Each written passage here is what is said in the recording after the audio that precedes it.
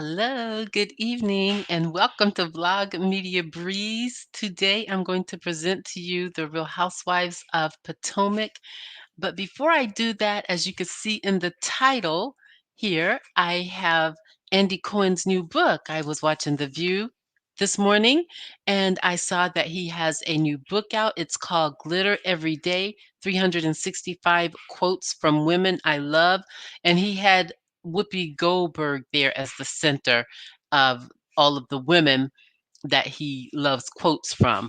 And I was just looking at the pictures, and he just is not influenced by a lot of black women quotes. There were a lot of, Whoopi was the only black one I could see on the cover of the book. So at any rate, the only reason I'm bringing it up is he talked about the Real Housewives of Beverly Hills reunion that airs tomorrow night. And did you know the entire hour is going to be dedicated to Erica Jane? Everyone else is going to be there on the couch with him, I'm sure. But today, he made it known that the entire hour of tomorrow night's episode of The Real Housewives of Beverly Hills, and this is the fourth reunion. It was a four-part series, so tomorrow is the fourth and the last one, the final one. Thank God. I'm so glad it's over. But he's going to dedicate the whole hour to Erica Jane. So I wonder what that's going to be like. Based on the previews, it still doesn't look like it was worth a four-part reunion. And so that's the only reason I had his name on the thumbnail of this video.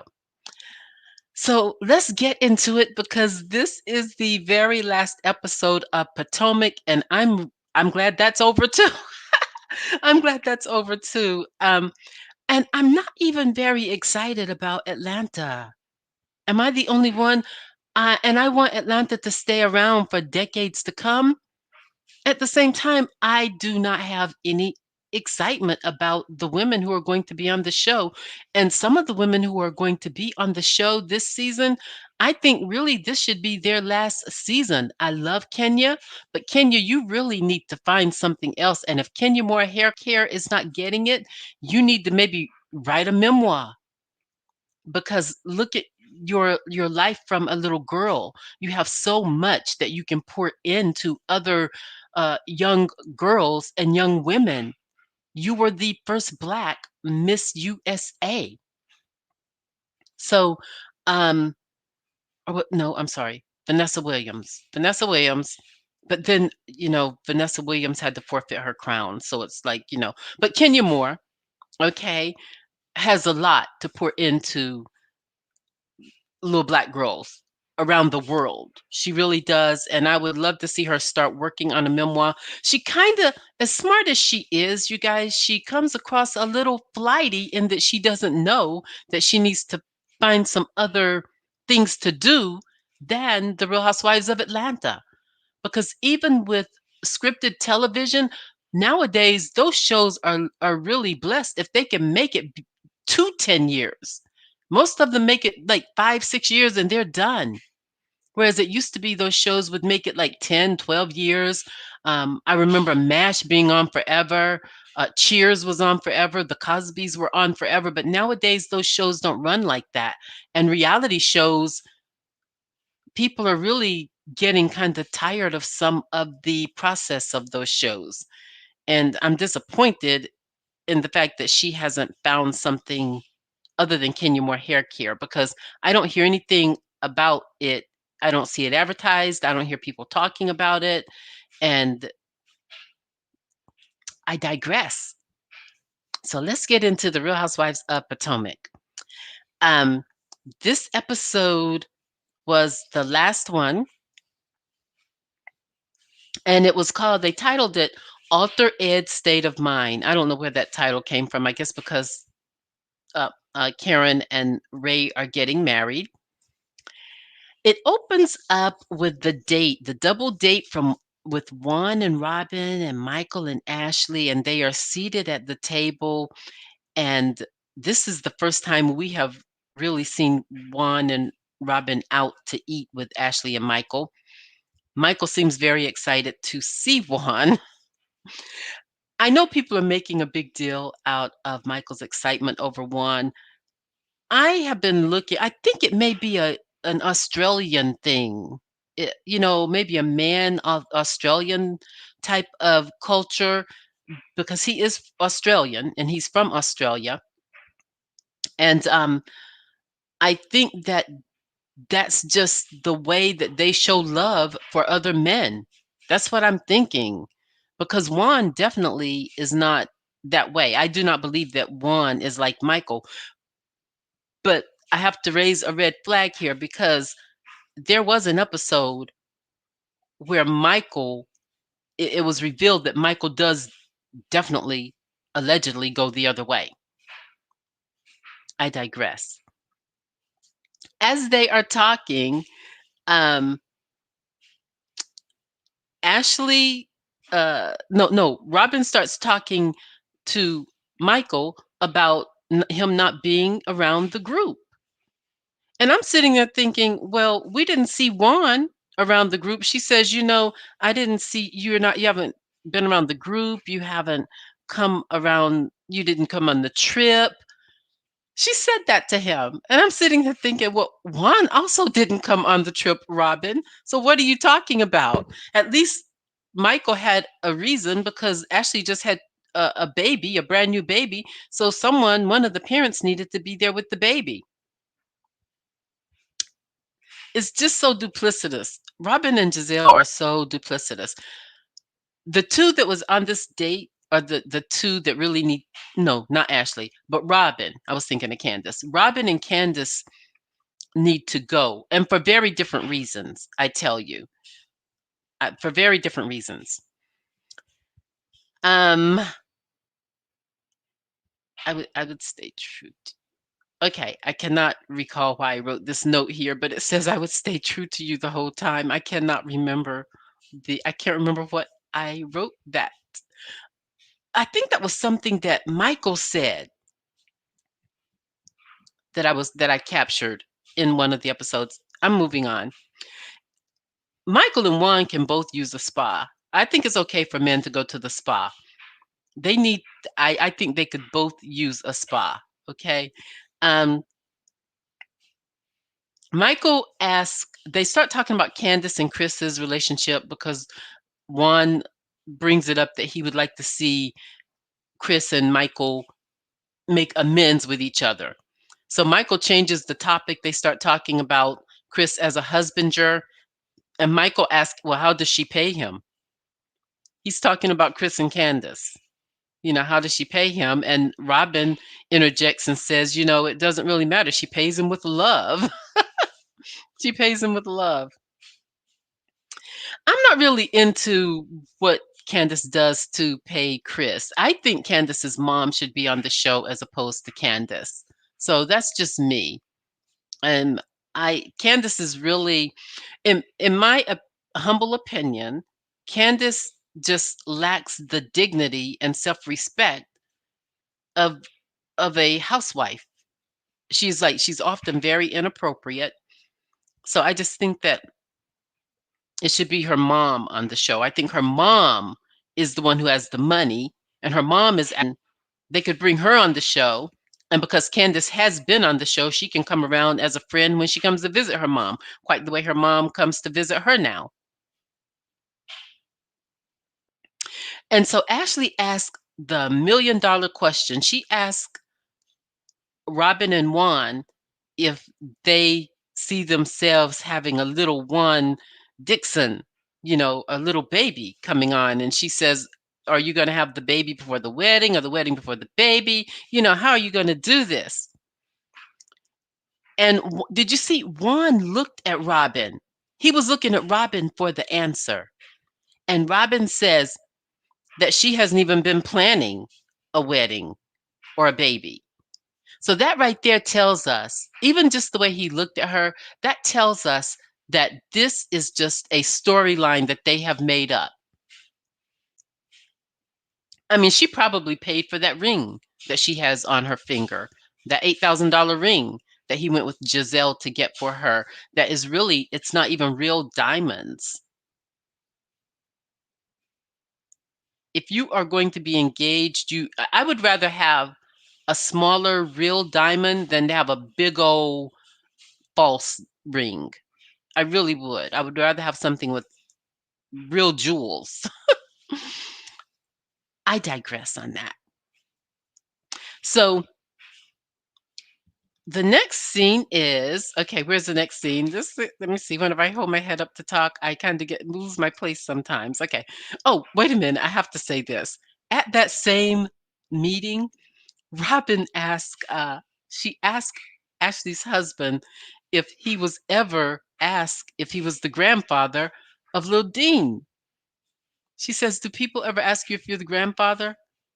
And he paused and he said, "Not yet." So anyway. He does. I don't know, men who are older, they have babies with women who are younger, like Michael and Ashley. And if they see him and Ashley with the baby, they probably do not ask if he's the grandfather. But if he's with the kids alone, they might ask. So next we have Candiace and Dorothy and Chris. They're headed over to E1 Nashville, I think that's called. That's the production company. I'd never heard of it. Evidently, he has a lot. He's a big business deal in the music industry, and he is the one who is signing the deal with her. And the first thing that I thought of when they sat down at that table to sign that deal was, where is her attorney? I'm surprised her mother didn't bring an attorney. Maybe her mother was there to look over the paperwork. But I was very surprised that there was not an attorney there. So she's very excited about this deal, and I'm excited for her because I want her to move on and get off of the Real Housewives. I'm ready for them to bring on someone who is a real woman on this show, someone who knows how to act and not be childish and immature like Candiace. Next, they show Robin and Juan at the warehouse. They are going to the warehouse where her embellished hats are going to be stored as she sends them out to people who order them. And I hope that Robin is really taking note because this is an income that she's going to have to really carry with her. And she hasn't even really been advertising it on the show like she ought to do. I would have been talking about those hats almost in every scene. I would have been wearing one. I would have made one. Well, they're women's caps, but I would have had some kind of scene, even if it's just for little baby girls or little elementary girls. I would have had some scene where I was showcasing my hats and putting them on the heads of little elementary girls so that they could grow into my brand, so that as they grow, they'll remember embellished. Oh, I remember she came to our school and she had these hats. She needs to be more of a visionary about her business instead of just thinking of warehouses. And I even wondered, is she as smart as Wendy with like putting together her plan, her business plan, her marketing plan, her financial plan, and developing that in the event that she needs grants, because there are states that have grants. You don't always have to get a loan. And since she is having tax issues, that would be a way for her to get some free money and not have to worry about paying it back. I digress. I don't know. I just have these ideas sometimes when I'm looking at these shows. I'm like, okay, I wonder if they're doing this or that. Um, Robin and Juan are in the warehouse and they have a slightly serious conversation. They start talking about the baby that they had discussed. Now, remember, they had just had dinner or lunch or something with Ashley and Michael, where Robin said she has not even been planning for a baby or a wedding. And so in the warehouse, she says to Juan, well, before we go down the space to having a baby, we have to make sure that the same things don't happen again. And he calls her stupid. I was like, whoa. He said, stop being stupid. I was like, I could, if my husband called me stupid, oh my goodness. It's not that you don't have words, with your husband, or your man in her case, but actually he is her husband, I would say, in God's eyes because they were married at one time and now they're divorced, but they're living together. Which when this show first came on, it was a very interesting perspective, and we thought that it was going to go somewhere with them. But then when it didn't, people are losing interest in Robin because Robin really has her nose so far up Giselle's behind. Bravo really needs to move Robin out, let her be a friend, or just move her all the way out because I want to see what Giselle does without Robin. I want to see what happens without Robin. That will be a very exciting season for Robin not to be there next season. So I'm praying that her hats go well and that something else happens for her because I'm done. She just doesn't really bring a lot to the show in terms of a housewife. I don't really care that she bought that house now. It doesn't matter. Um, The Housewives, you guys, I don't know how long you've been watching it, but I've been watching it since 2007. And they started out as women who were, um, they were quite wealthy. They had some coins and they lived behind the gates in Orange County. It was Vicky Gunvalson, Gina, Lori, uh, oh, what was the, it was a, I've forgotten the names of them, but these were women and the show actually caught them in their daily lives having these conversations about different things and Robin doesn't even really exhibit that, and neither does Giselle for all intents and purposes. However, she's the star of the show right now, so they're not going to get rid of her, so they need to let Robin go. And Candiace, by the way, because to me Candiace just does not have the maturity of what my perception of a housewife is anyway. And I like Candiace. I think she's beautiful. I hope her music career really kicks off. So back at the warehouse though, I'm sorry, I went off on a tangent.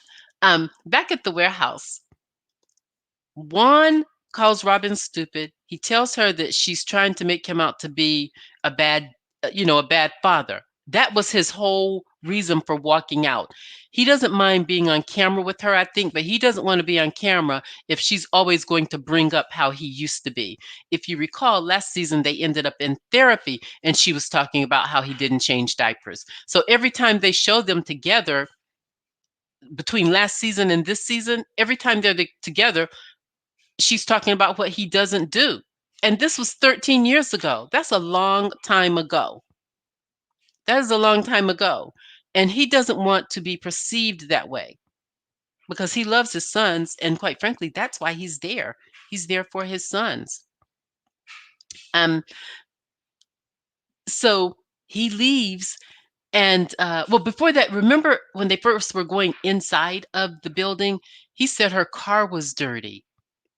And I'm going, well, my husband washes my car and changes the oil and all of that. So I that was another thing I didn't get. I was like, okay, he doesn't do those things for her, like make sure her car is clean. I don't I think they are roommates. They really are giving me roommate vibes. And in my previous video, I said to you, I believe he loves Robin. I also believe that it's kind of that analogy of she's like an old shoe to him. He's ready for a new pair of shoes. He might already have a new pair of shoes. And but I don't really want them to break up. I really don't because I know she really loves him. I don't want her to have a heartbreak. I just don't want to see her be heartbroken at all. But when we get to the wedding, we're going to see something else that, I don't know. Sometimes you just can't control the direction of a man. You just can't control that. So let's see what you guys think about this so far.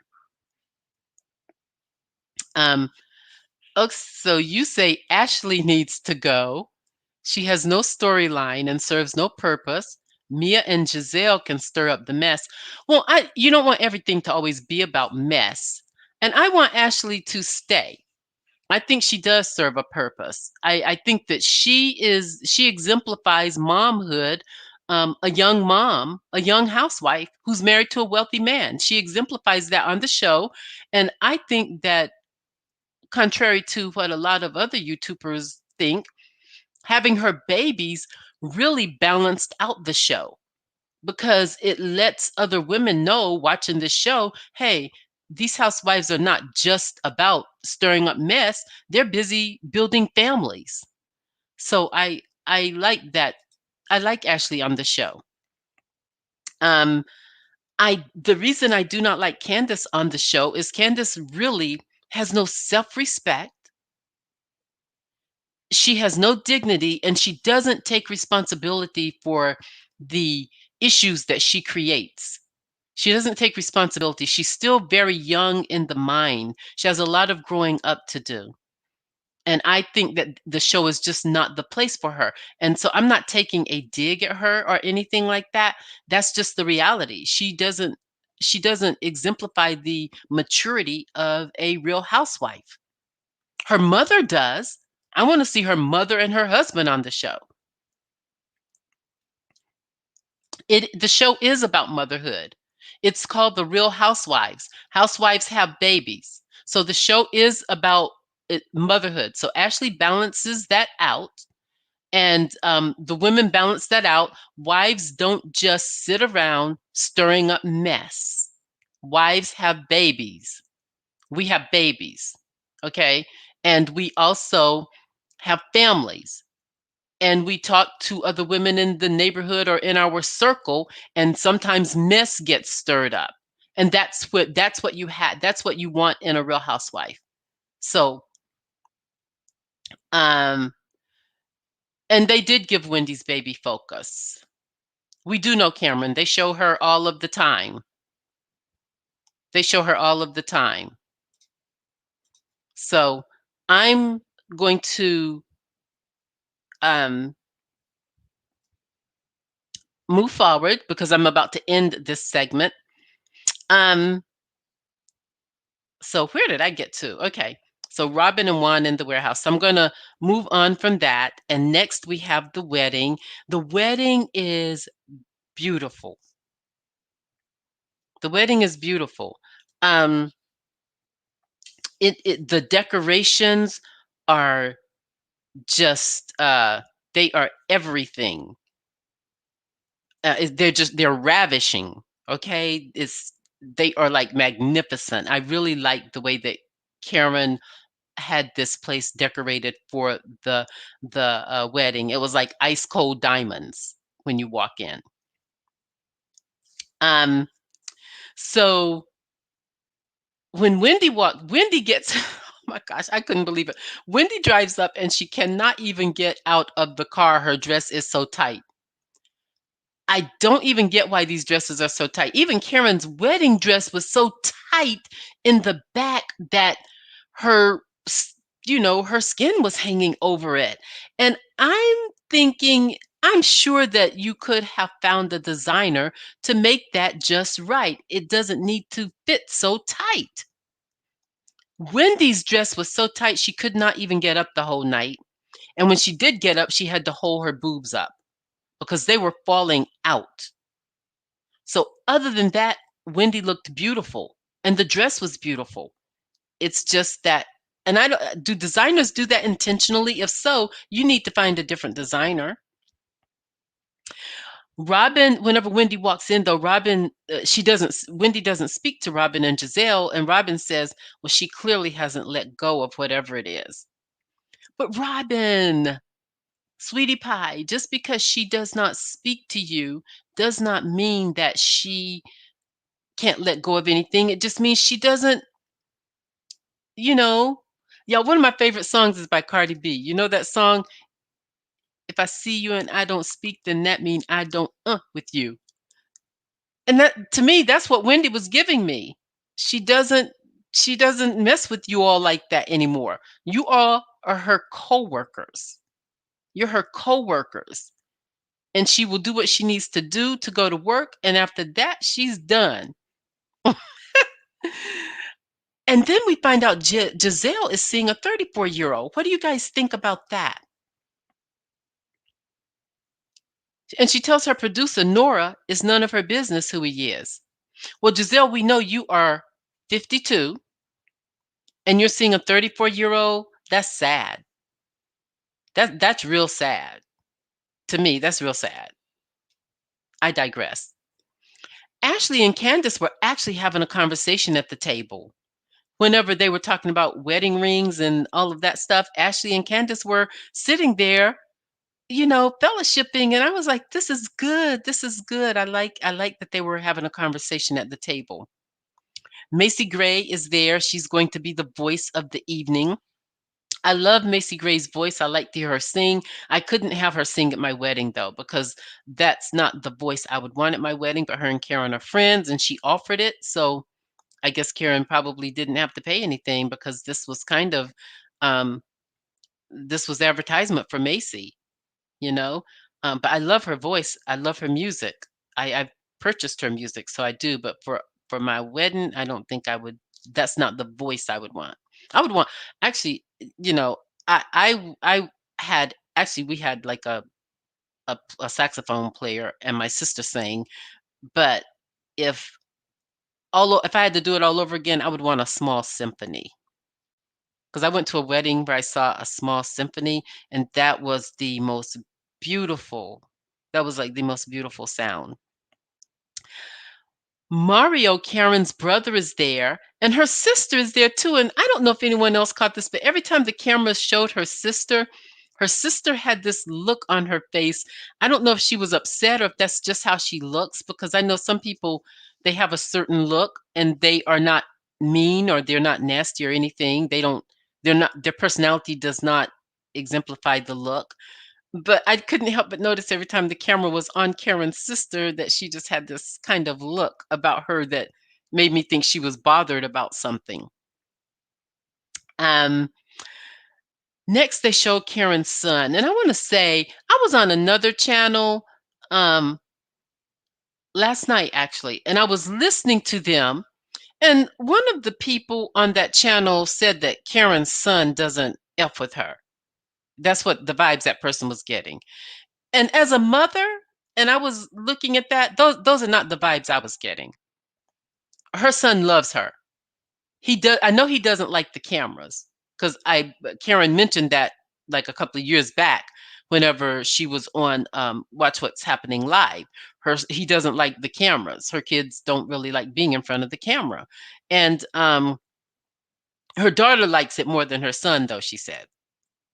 But if you all were listening to anyone who said that her son doesn't F with her, that's not true. I mean, that was someone's opinion, but what I got from it was he loves his mother, he gave her a kiss and everything, and he just was staying out shy of the camera. Karen is going up the stairs and she makes it up the stairs. Those stairs are marble. They're marble. I would have taken my shoes off. I would have taken my shoes off to go up the stairs, and when I got up the stairs, I would have put them back on. Because you can easily slip and slide on marble. And during their ceremony, the minister says something about a friendship. He's talking to them about their love, and their love is based on love and friendship and romance. When you've been married a long time, guys, I can tell you that is what it's based on. And so Karen, Giselle, they showed her in her confessional saying the institution is just a friendship and not a marriage. Okay, then that explains her going down into the DMs. So Giselle accuses Karen of going into DMs. I I digress. I can't see Karen going into nobody's DM. Where did Giselle get that? I hope they bring it up at the reunion because I want to know about the DMs. Why is Giselle saying that? Is she just creating something? Because the one thing we have to say about Giselle is she understands the assignment. Giselle understands the assignment. Giselle is a good employee. Okay. Um, I was wanting to see what Gordon did with Karen because Mia said she's got her eyes on Gordon because Gordon, whenever Karen was doing that little dance, swaying her arms, Gordon starts swaying his arms. He starts swaying his arms, doing the same thing that Karen was doing, and Karen was dancing with her man. And that was just, y'all, Gordon is a freak, allegedly, or is it not alleged?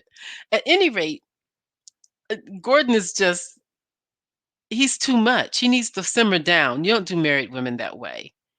You just don't do that. It looks disgusting. Deal with your own wife over there. Anyway, so we're almost at the end here, you guys. I can't miss this one. Michael and Karen's husband are having a conversation after the wedding, and they have not always gotten along either. Michael and Ray, because Ray, he reads Michael for filth. On these reunions, he really reads Michael. Okay, so Michael has no choice but to be friends with Ray. And I want to say that Ray is a very classy, he's one of those very classy men with money who is very witty. He likes to have fun, he likes to be free, and I like him. I get why Karen is not going to ever let him go. I get that. He is, and they've been together all those years. They've grown together, so she's. When you're in love, you don't really care what your man looks like as he gets older, and you hope he doesn't care what you look like when you get older. But I do get why she is still in love with her husband. So for all of the jokes that they tell on that show, Giselle doesn't have a husband, so she needs to get over it. Robin is living with a man that where they divorced, and he isn't even marrying her again. He couldn't even answer the question at the table at the date whenever Ashley asked how they were planning their wedding and their baby. He looked over at Robin wanting to see what she was going to say. That right there lets me know it's a storyline. Um, also, so let's get to the very end here. Whenever Juan initiates the action between Chris and Michael to make up and to make amends, to apologize, to forgive each other, whatever he was doing, he asked them if they squashed everything between the two of them. And at first they didn't say anything.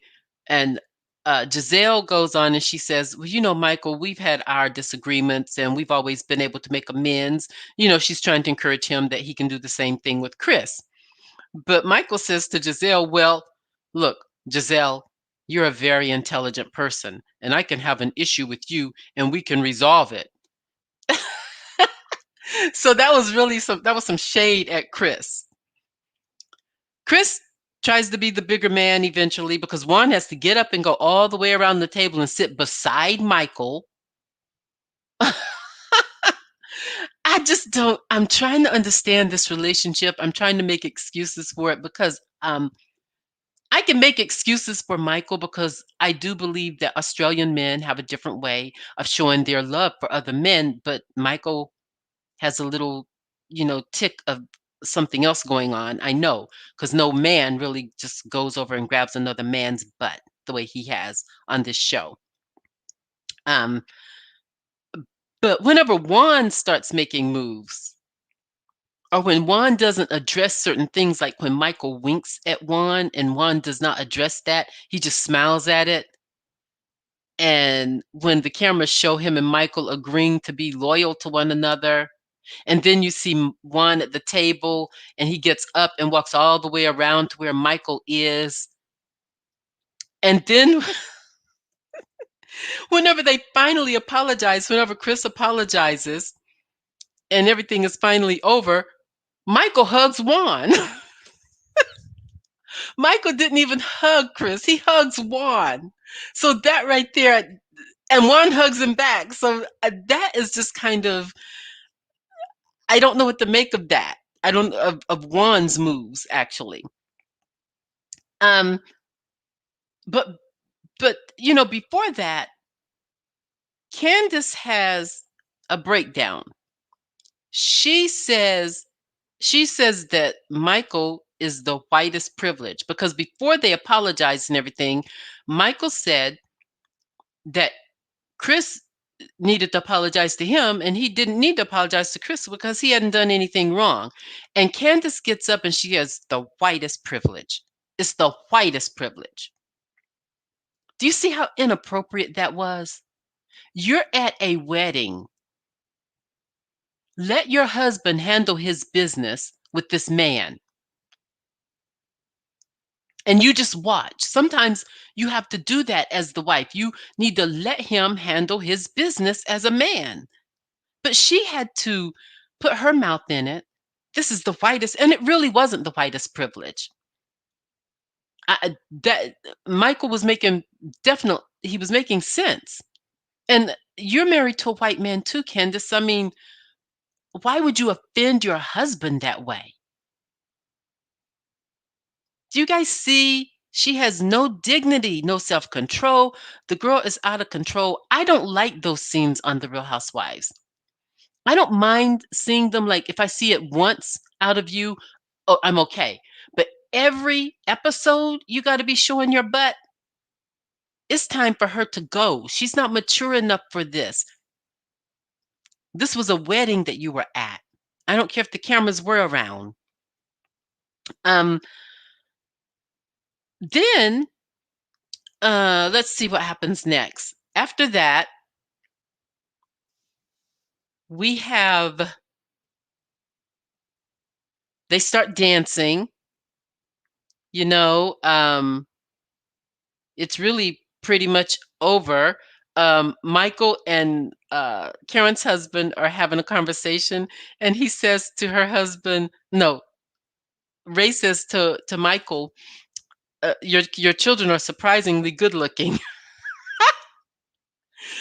Ray is like that. He says stuff like that all the time. People thought he was just doing that this season. No, this is who Ray is, because remember a couple of seasons back when he told Giselle that she was losing her good looks and she needed to find a man soon because she was getting older. So he says those things. I like Ray. I like that side of him. Um so they all start dancing and it's over from there. Um And let's see, I guess that's all, you guys. That's all. Um, I cannot recall. It seems like there was something else I was going to bring up, but not at this moment. It was a good closing. I thought that was a really good. I thought all of the scenes were put in the right place for a finale. It was a really good quality finale, I thought, you know. I wish Candace had been a little more settled in this scene and let bygones be bygones. She doesn't seem to want to do that, which lets me know her anger is deeper than we think. And she needs to maybe stay out a few seasons and come back, like, if it's still on 5 years from now. um, But anyway, that's it. Remember, Andy has his new book out, Glitter Every Day, 365 Quotes from Women I Love. And that's his book. He was on The View today. Tomorrow night, he's going to do a full hour interview with Erica Jane. And next Sunday, uh, we have the reunion part one for the Real Housewives of Potomac. So you guys get into it. And it's been nice being here. I want to thank those of you for showing up who did show up. Have a good day and many blessings to you. Okay.